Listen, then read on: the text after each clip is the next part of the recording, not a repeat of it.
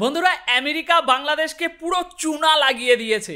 সবাই বলেছিল আরে না না, এটা তো ছাত্র আন্দোলন, অর্গানিক আন্দোলন, একেবারে বিশুদ্ধ আন্দোলন। কিন্তু এখন দেখা যাচ্ছে এরা তো সব টাট্টু ঘোড়া ছিল, আমেরিকা এদের কিনে নিয়েছে। আর সেই তথাকথিত বিপ্লবীরা কয়টা ডলারের বিনিময়ে নিজেদের বিকাইয়া দিয়েছে। আসল খেলাটা তো আমেরিকার টাকার খেলা হয়েছে। এখন পরিষ্কার দেখা যাচ্ছে যে এই সবই ছিল কেনা বেচার খেলা। যেমন ওই হাটে কোরবানির ছাগল কেনা বেচা হয়, আমেরিকা টাকা দিয়েছে আর এরা নিজেদের সরকার ফেলে দিয়েছে। মাছের ক্ষেত্রে তোমরা ব্যাকফুটে, ইন্ডাস্ট্রিতে তোমরা ব্যাকফুটে, কর্মচারীর ক্ষেত্রে তোমরা ব্যাকফুটে, ধর্মীয় সংখ্যালঘুদের ক্ষেত্রে তোমরা ব্যাকফুটে, বিদ্যুৎ সেক্টরে তোমরা ব্যাকফুটে। তাহলে এতদিন ধরে এত চুটকর চেঁচামেচি করে শেষমেশ লাভটা হলোটা কি? সেই তো ইন্ডিয়াই বাজিমাত করে চলে গেল। কেন, কিভাবে? ভিডিওটি শেষ পর্যন্ত দেখুন, সব ক্লিয়ার হয়ে যাবে। বন্ধুরা, বর্তমানে এখন যেটা সবথেকে চরম গরম খবর, ইউনাইটেড নেশনস সাবমিটে প্রধানমন্ত্রী মোদি এবং মোহাম্মদ ইউনূসের সাক্ষাৎ হয়নি। তাই আজকের ভিডিওর প্রথম প্রশ্ন হলো, প্রধানমন্ত্রী মোদি ইউনূসের সঙ্গে কেন সাক্ষাৎ করতে চাননি? এই সিদ্ধান্তের পিছনে প্রধানমন্ত্রী মোদি এবং ডক্টর জয়শঙ্করের কি কৌশল আছে? অনেকদিন ধরেই বলা হচ্ছিল যে শেখ হাসিনার সরকার বাংলাদেশ থেকে ক্ষমতা হারিয়েছে, তাই এখন ভারত কিছুটা ব্যাকফুটে রয়েছে।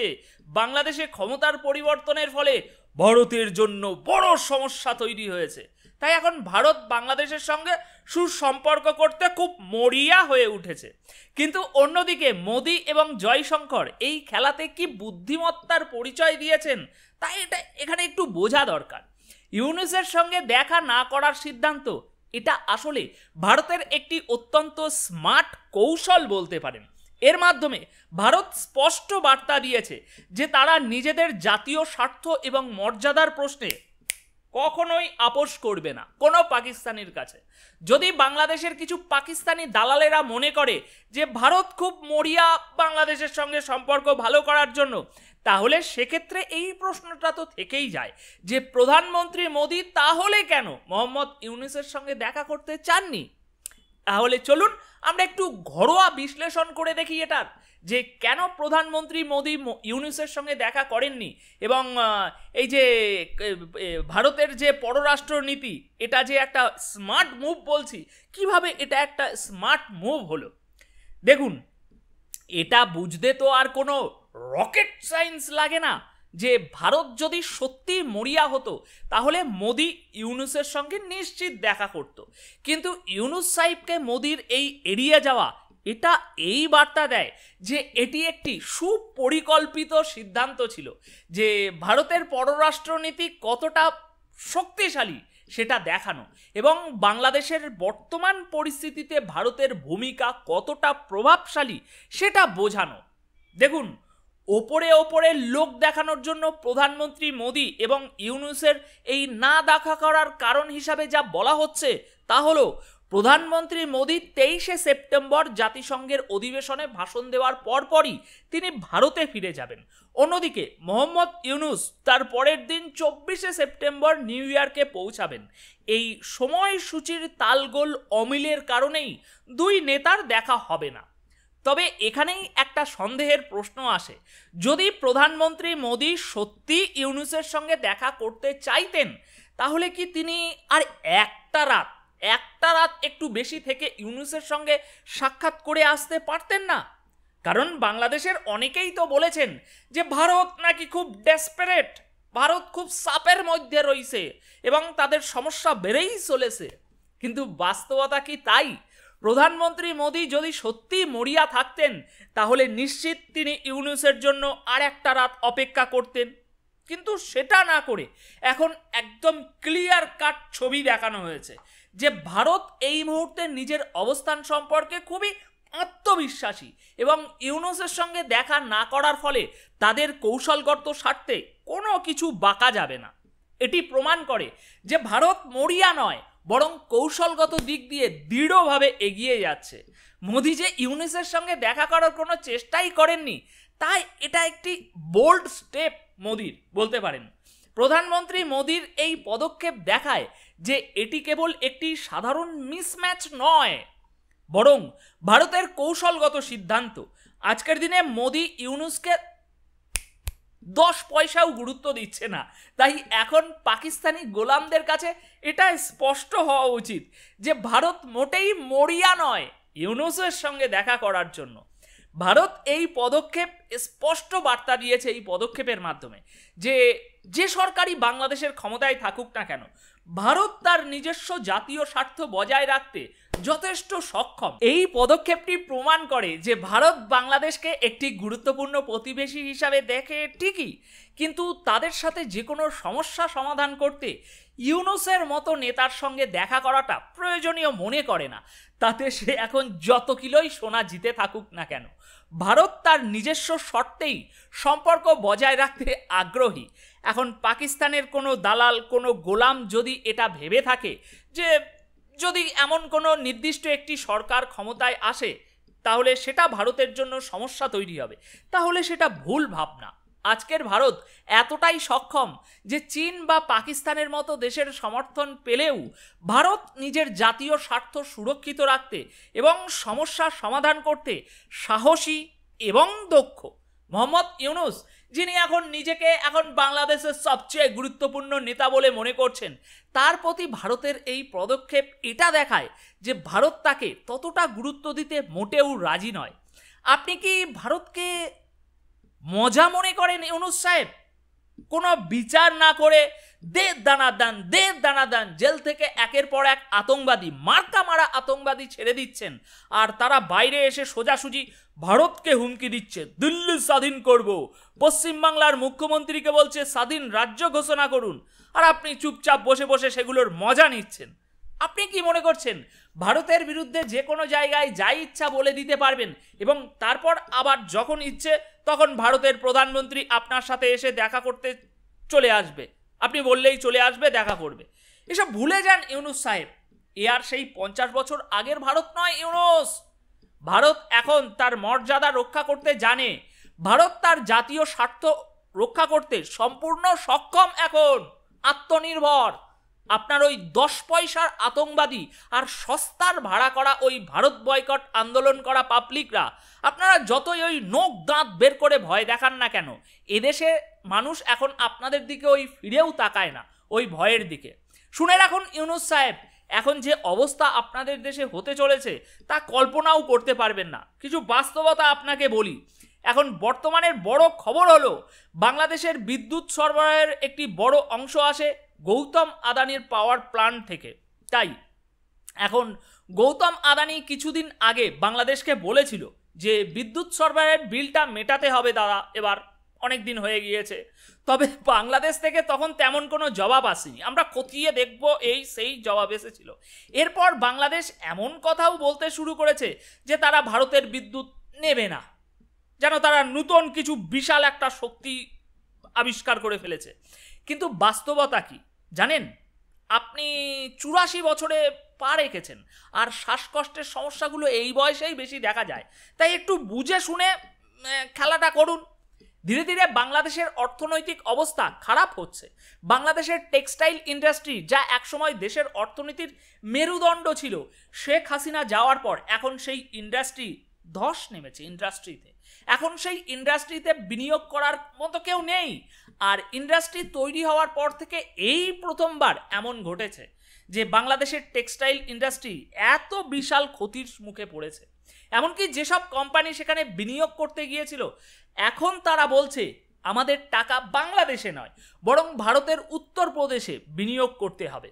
রিপোর্ট দেখুন। যেখানে বাংলাদেশের টেক্সটাইল ইন্ডাস্ট্রি ক্ষতির মুখে পড়ছে, ঠিক সেই একই সময়ে ইউপির ইন্ডাস্ট্রি, টেক্সটাইল ইন্ডাস্ট্রি লাভের মুখ দেখছে। এই হলো বাস্তবতা এখন বাংলাদেশের সামনে, যেখানে তাদের এক সময়ের গর্বিত শিল্প টেক্সটাইল ইন্ডাস্ট্রি আজ তা তলানিতে যাচ্ছে, আর তার ফলে ভারত লাভের দিক থেকে এগিয়ে যাচ্ছে। ভালোভাবে কান খাড়া করে শুনুন ইউনুস সাহেব, 10,000 কোটি টাকার বিনিয়োগ উত্তরপ্রদেশে আসতে চলেছে। সুতরাং বুঝতে পারছেন তো ভারতীয় ব্যাটসম্যানরা এখন কিরকম ভাবে ছক্কা 4 মারছে, কোন মুডে চলে এসেছে।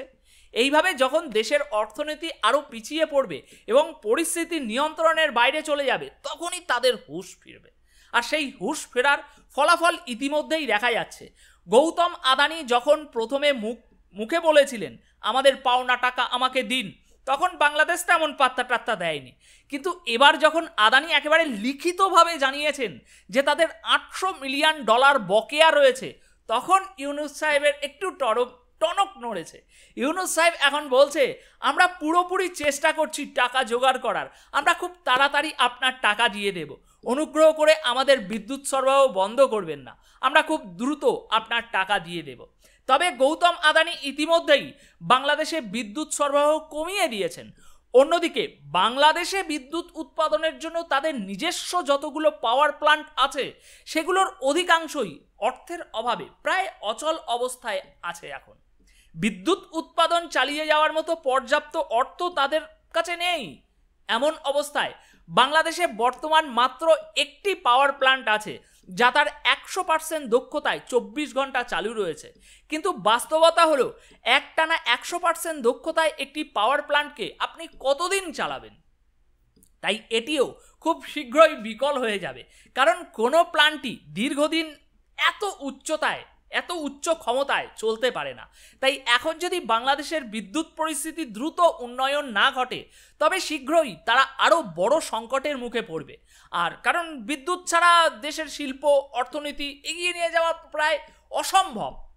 কিছুদিন আগে ইউনূস সাহেব ঘোষণা করেছিলেন যে বাংলাদেশ থেকে ভারতে ইলিশ মাছ রপ্তানি করে বন্ধ করে দেওয়া হবে, রপ্তানি করা বন্ধ হবে। আর তখন আমরা বলেছিলাম লাগিয়ে দিন ব্যান, আমাদের কাছে কোস্ট লাইনের কি কোনো অভাব আছে নাকি?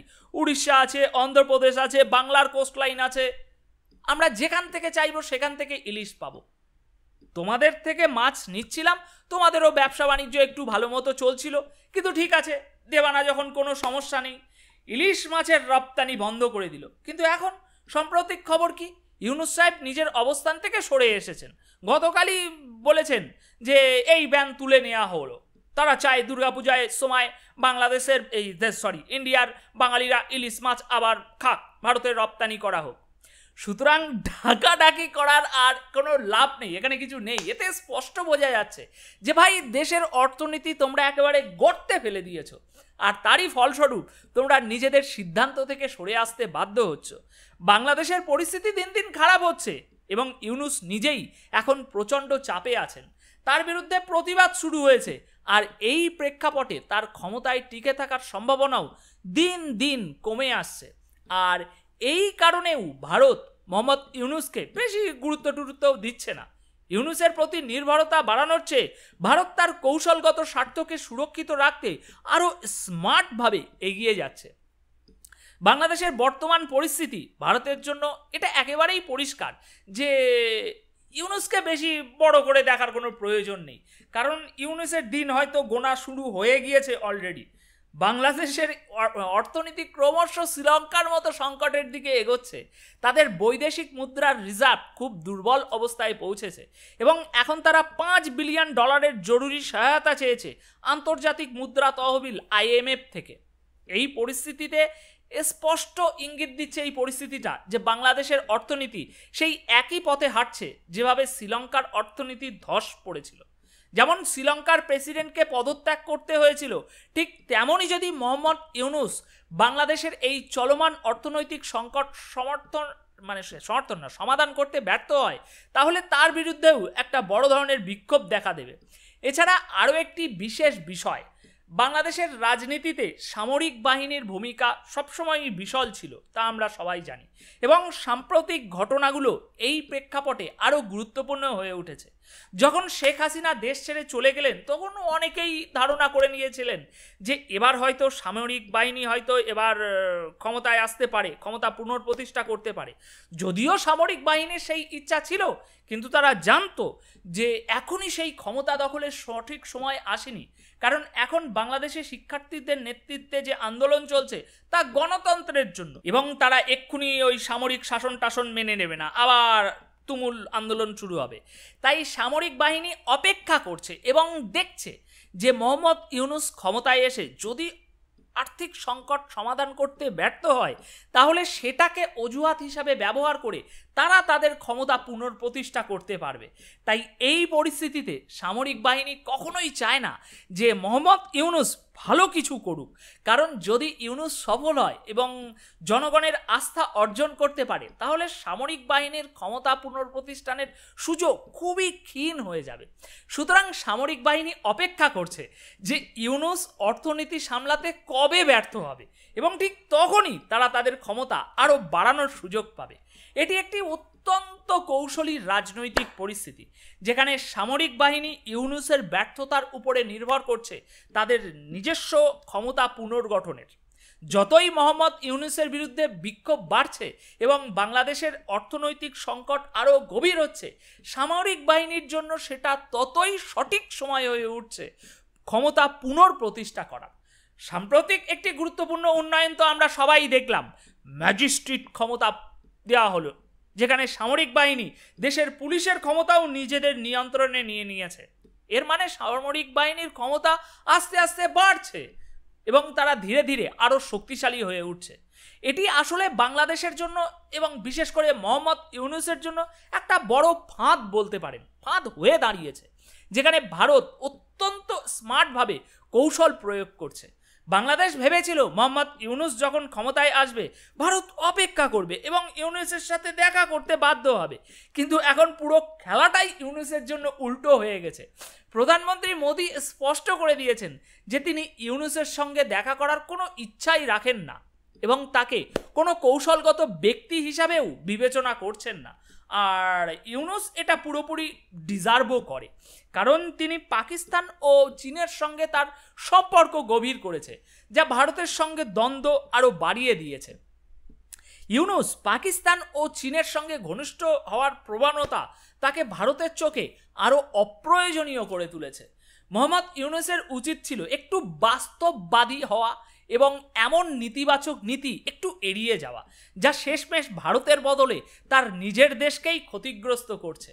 প্রধানমন্ত্রী মোদির ইউনাইটেড নেশনে ইউনূসের সঙ্গে না দেখা করার অফিসিয়াল কারণ হলো টাইমিংয়ের মিসম্যাচ, তবে প্রকৃত কারণ হলো ভারত ইউনূসকে সেই গুরুত্ব দিতে রাজি নয় যা তিনি আশা করেছিলেন। মোদি এবং জয়শঙ্কর স্পষ্টভাবে দেখিয়ে দিয়েছেন যে তারা ইউনূসকে সেই সম্মান দিতে প্রস্তুত নয় যা তিনি ভেবেছিলেন যে ভারত তাকে দেবে। মোহাম্মদ ইউনূস ভেবেছিলেন যে প্রধানমন্ত্রী মোদি হয়তো তার জন্য অপেক্ষা করবেন একটা রাত, কিন্তু বাস্তবে তা ঘটেনি। এটি এক ধরনের সম্মানের ক্ষতি মোহাম্মদ ইউনূসের জন্য।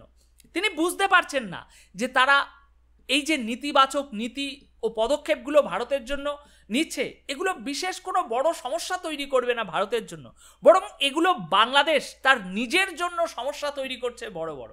এখন আলোচনা শেষ করার আগে আপনাদের মতামত জানতে চাইব, মোহাম্মদ ইউনূসের এই পাকিস্তানপন্থী ও আমেরিকার দালালি করার কৌশলের বিষয়ে আপনার কি মন্তব্য করতে চান? কমেন্ট বক্সে সেটা আজকে অবশ্যই জানিয়ে যাবেন। আপনার মতামত কি? ধন্যবাদ, অনেক অনেক ধন্যবাদ।